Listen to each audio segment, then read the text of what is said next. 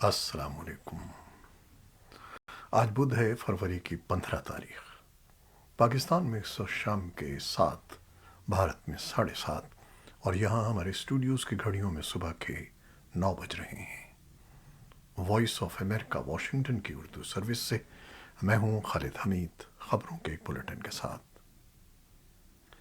چین نے پاکستان میں سیکیورٹی کی بگڑتی ہوئی صورتحال کے پیش نظر پاکستان میں مقیم اپنے شہریوں اور چینی کمپنیوں کو انتہائی محتاط رہنے کی ہدایت کی ہے۔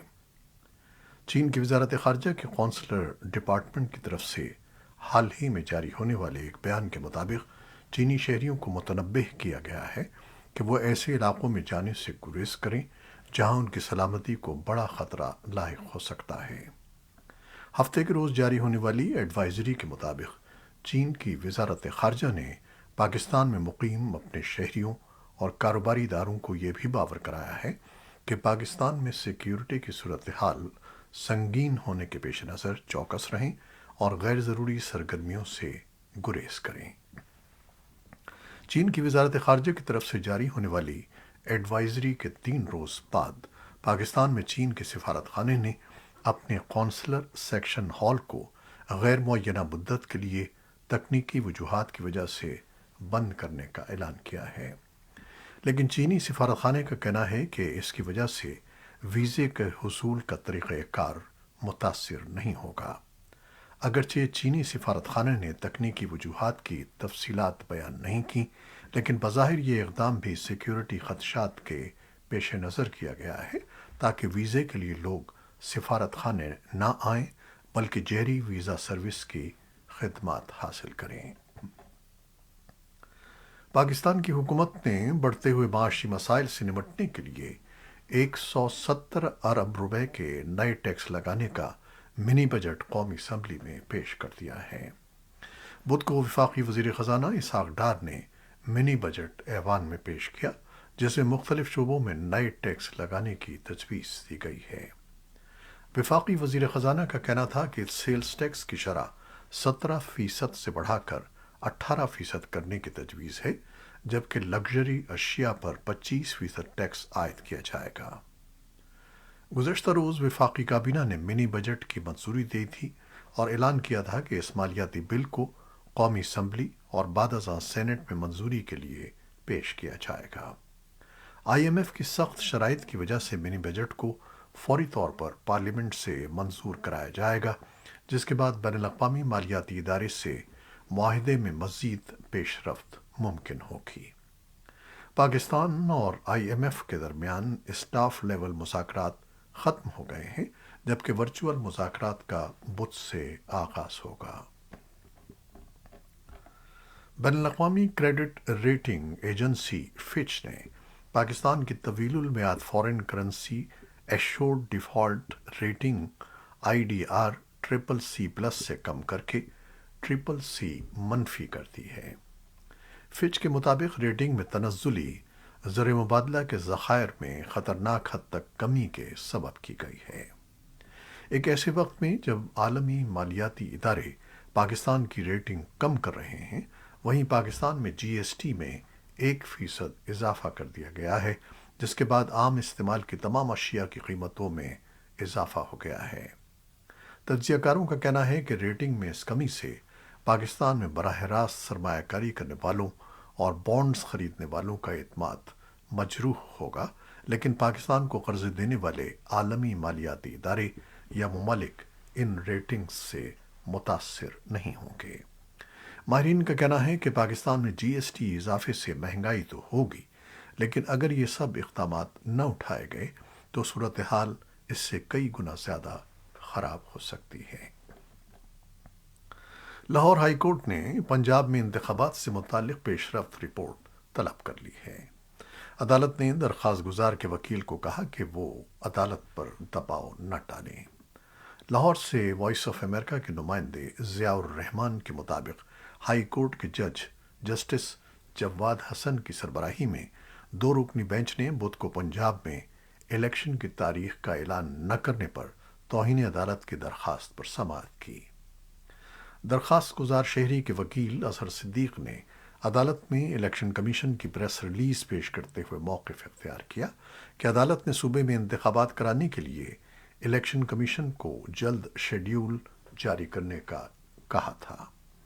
وکیل کے مطابق الیکشن کمیشن کی پریس ریلیز میں تشریح کا لفظ استعمال کرنے کا مطلب ہے کہ عدالت کے فیصلے پر عمل نہیں کرنا۔ وفاقی حکومت کے وکیل نے اپنے دلائل میں کہا کہ عدالت نے الیکشن کمیشن کو گورنر سے مشاورت کا کہا تھا۔ میڈیا خبروں کے مطابق کمیشن نے اپنا اجلاس آج بلا رکھا ہے۔ پاکستان کے صوبے خیبر پختونخوا میں انسداد دہشت گردی کی ایک عدالت نے پشتون تحفظ تحریک کی بانی خاتون رکن کے والد اور والدہ کو ریاست سے غداری اور دہشت گردی میں سہولت کاری کے ایک مقدمے میں باعزت طور پر بری کر دیا ہے۔ خواتین کے حقوق کے لیے سرگرم گلالئی اسماعیل اس مقدمے میں پہلے ہی سے اشتہاری ملزمہ قرار دی جا چکی ہیں اور وہ ستمبر سن 2019 سے امریکہ میں رہائش پذیر ہیں۔ گلالئی اسماعیل اور ان کے والدین کے خلاف یہ مقدمہ 6 جولائی سن 2019 کو درج ہوا تھا۔ افغانستان میں امن کے لیے امریکہ کے سابق خصوصی ایلچی زلمے خلیلزاد کا کہنا ہے کہ داعش خراسان گروپ بین الاقوامی برادری کا مشترکہ دشمن ہے۔ انہوں نے مزید کہا کہ داعش کے خلاف تعاون مستقبل کے تعلقات کا اہم حصہ ہو سکتا ہے۔ خلیلزاد نے پشتو اور دری زبان میں کی جانے والی ٹویٹس میں کابل میں داعش خراسان سیل کے خلاف طالبان کے آپریشن کے بارے میں وائس آف امریکہ کی ویب کی خبر کو ری ٹویٹ کیا، جس کے مطابق پیر کو داعش خراسان کے 3 جنگجو ہلاک اور 1 گرفتار ہوا۔ خلیلزاد نے مزید کہا کہ دوحہ معاہدے کا مکمل نفاذ آگے بڑھنے کا بہترین طریقہ ہے۔ افغانستان کی بحالی کے خصوصی انسپیکٹر جنرل سیگار کی رپورٹ کے مطابق امریکہ افغانستان کا واحد سب سے بڑا عطیہ دہندہ ہے، جس نے اگست سن 2021 سے $1.1 بلین کی فلاحی امداد فراہم کی ہے، جس میں یو ایس ایڈ سے تقریباً $812 ملین اور امریکی محکمہ خارجہ سے تقریباً $320 ملین شامل ہیں۔ $320 ملین شامل ہیں۔ ترکی اور شام میں گزشتہ ہفتے کے طاقتور زلزلے سے مرنے والوں کی مجموعی تعداد اب 40,000 سے تجاوز کر گئی ہے۔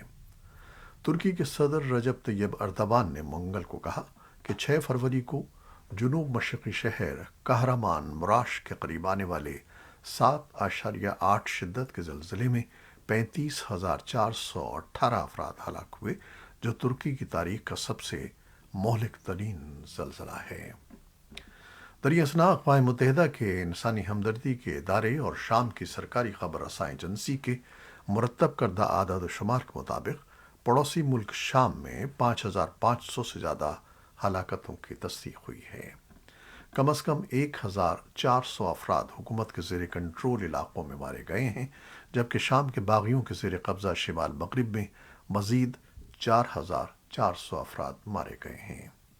اقوام متحدہ کے 11 ٹرکوں پر مشتمل انسانی امداد کا ایک قافلہ منگل کو ترکی سے باغیوں کے زیر کنٹرول علاقے میں کھولی جانے والی نئی باب السلام سرحدی گزرگاہ کے ذریعے داخل ہوا۔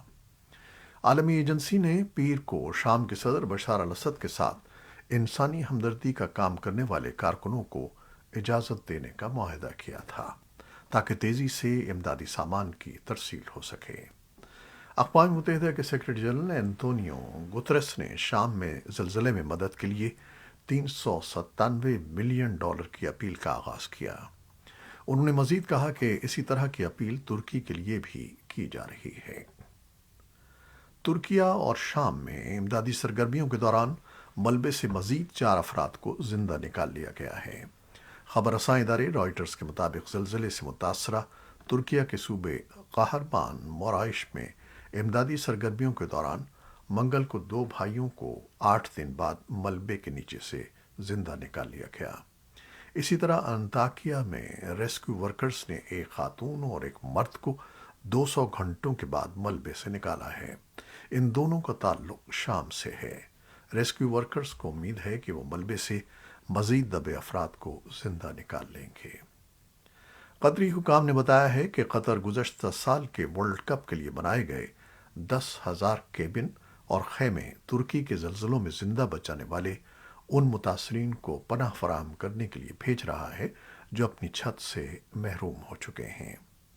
قطر فنڈ فار ڈیولپمنٹ نے کہا کہ 350 گھروں کی ابتدائی کھیپ اتوار کو بھیج دی گئی۔ دنیا بھر سے امدادی کارکنوں اور امداد بھیجنے کی جو کوششیں کی جا رہی ہیں، قطر اور دیگر امیر خلیجی ممالک اس میں شامل ہو گئے ہیں۔ متحدہ عرب امارات نے امدادی سرگرمیوں کے لیے $100 ملین دینے کا وعدہ کیا ہے، جبکہ سعودی عرب نے سامان سے لدے 8 طیارے ترکی اور شام کے لیے روانہ کیے ہیں۔ 8ویں سعودی پرواز منگل کے روز شمالی شام میں حکومت کے قبضے والے شہر حلب پہنچی۔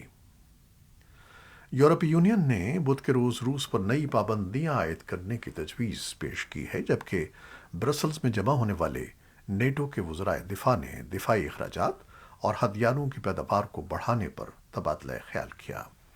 یورپی کمیشن کے صدر ارسولا وان لین دیر نے کہا کہ پابندیوں کے پیکج میں روس کے لیے صنعتی سامان اور ٹیک مصنوعات کی برآمد پر پابندی شامل ہے۔ ان کا کہنا ہے کہ ان اقدامات سے روسی افواج کو ہتھیاروں کے نظام کے لیے درکار اجزاء کی فراہمی پر پابندی ہوگی۔ اس تجویز میں ایران کے پاسداران انقلاب کے خلاف پابندیاں بھی شامل ہیں۔ یہ ایران کی طرف سے شاہد ڈرون کی سپلائی کا رد عمل ہے جو روسی افواج نے یوکرین کے انفراسٹرکچر سائٹس پر حملے کے لیے استعمال کیے۔ نیوزی لینڈ طوفان گیبریل سے ہونے والے نقصانات کی جانچ اور بحالی کا عمل شروع کر رہا ہے۔ سمندری طوفان گیبریل کے نتیجے میں 40 سینٹی میٹر تک بارشیں ہوئیں اور سیلاب اور لینڈ سلائڈنگ شروع ہو گئی، جس سے سڑکیں بہہ گئیں اور پوری کمیونٹیز کو بیرونی دنیا سے منقطع کر دیا۔ کم از کم 9,000 رہائشیوں کو اپنے گھر خالی کرنے پر مجبور ہونا پڑا، جبکہ دیگر رہائشی سیلاب کے بڑھتے ہوئے پانی سے بچنے کے لیے اپنی چھتوں پر چلے گئے۔ حکام کا کہنا ہے کہ شمالی جزیرے پر 1400 سے زیادہ افراد کا اب بھی کوئی سراغ نہیں ملا ہے، جبکہ 2.5 لاکھ سے زیادہ افراد بجلی سے محروم ہو گئے ہیں۔ بحر الکاہل کے جزیرے پر آنے والے اس بدترین طوفان کے نتیجے میں کم از کم 4 افراد کی ہلاکت کی تصدیق کی گئی ہے۔ منیلا کے آرمی چیف نے بدھ کو بحیرہ جنوبی چین میں بڑھتی ہوئی کشیدگی کے پس منظر میں کہا ہے کہ فلپائن اور امریکہ اس سال سن 2015 کے بعد اپنی سب سے بڑی مشترکہ فوجی مشقیں کریں گے۔ آرمی چیف روبیو برانر نے نامہ نگاروں کو بتایا کہ یہ مشقیں گزشتہ سال کی مشقوں سے بڑی ہوں گی اور اس میں پچھلے سال کے 8,900 فوجیوں کے مقابلے میں زیادہ فوجی حصہ لیں گے۔ فلپائن نے بحیرہ جنوبی چین میں چین کی بڑھتی ہوئی جارحیت اور خود مختار تائیوان پر تناؤ کو روکنے کے لیے واشنگٹن کو اپنے فوجی اڈوں تک زیادہ رسائی دی ہے۔ سن 2015 میں دونوں ممالک کے 11,000 سے زائد فوجیوں نے مشترکہ فوجی مشقوں میں حصہ لیا تھا۔ یورپی پارلیمنٹ نے سن 2035 تک کاربن خارج کرنے والی پیٹرول اور ڈیزل سے چلنے والی کاروں کی فروخت پر پابندی کی حتمی منظوری دے دی ہے۔ یہ اقدام صدی کے نصف تک ایسی کاروں کو یورپ کی سڑکوں سے ہمیشہ کے لیے دور کرنے کی غرض سے کیا گیا ہے۔